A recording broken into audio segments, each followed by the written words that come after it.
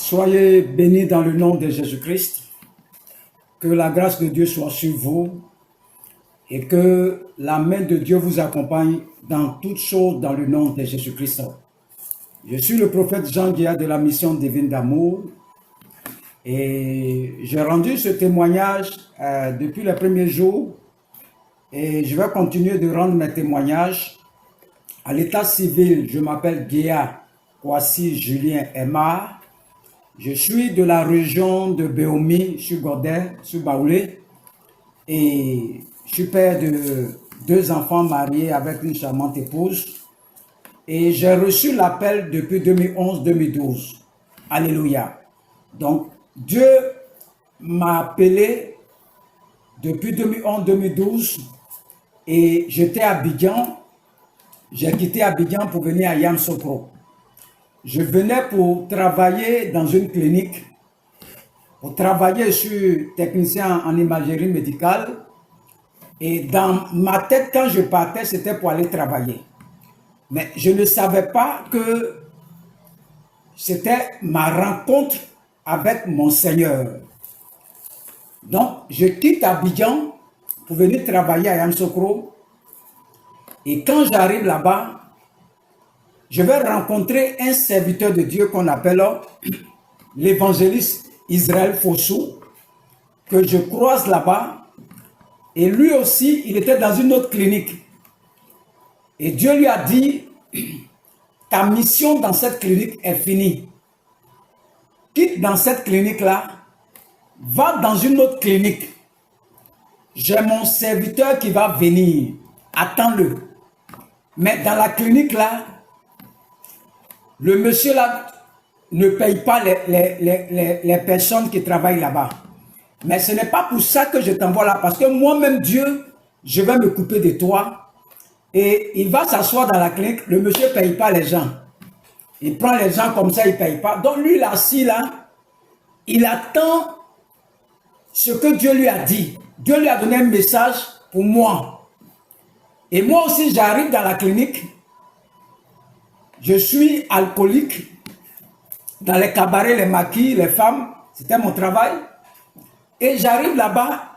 Chaque jour, nous travaillons. Et je les vois prier toujours. Je les vois prier. Je les vois prier dans la clinique. Je me moque d'eux. Je dis un jour, je vais prier avec vous. Je vais prier avec vous. Donc tout ça, je me moquais d'eux. Après, nous, on s'assoit dans nos maquis pour aller boire. Et à force d'être dans la clinique, je le voyais toujours, il est assis avec Bible dans la clinique, en train de lire sa Bible.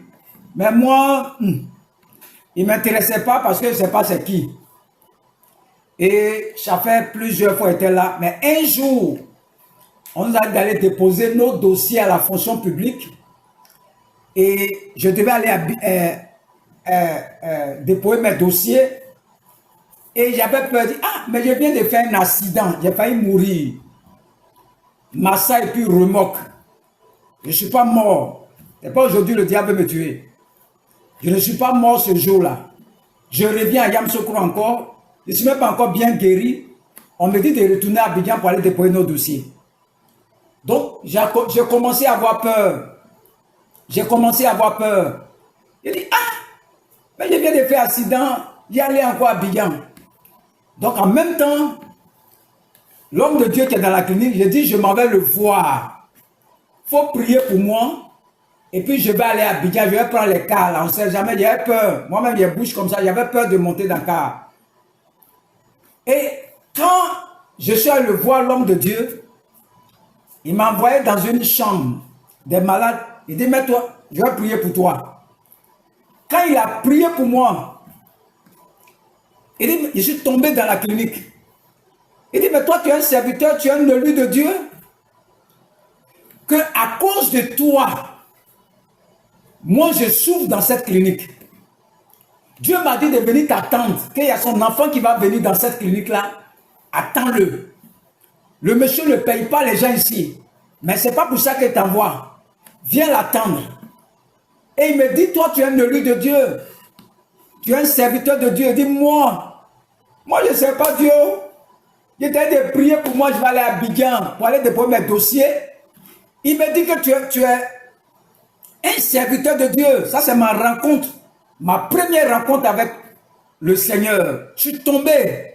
J'ai dit, ah, mais le monsieur il a un médicament bien, mets sa main sur moi puis il tombe. Nous on est des godets là, tu vas mettre ta main sur un godet puis il va tomber. Donc, j'ai dit, ah, est-ce qu'il y a pouvoir dans sa main là ou bien il y a quoi? Il a prié pour moi. Et puis je suis allé déposer mes dossiers à Abidjan, je suis venu. Et quand je suis arrivé, je lui ai dit merci, tout s'est bien passé. Il me dit, je t'invite à l'église. Je n'avais pas envie d'aller à l'église. Chaque fois, il insiste, dimanche, je t'invite, dimanche, je t'invite. Je le place ici, je le place ici, je le place ici. Et un jour, j'ai mis pied à l'église. Et quand je suis arrivé à l'église, la maman qui était sur l'église, une maman prophétesse, elle m'a posé une question. Tu veux rester avec nous? Au lieu de dire non, j'ai dit oui, j'ai resté avec vous. Un jour là, il va rester avec vous à l'église. Et quand elle a prié pour moi, la semaine qui arrive, on dit elle est décédée.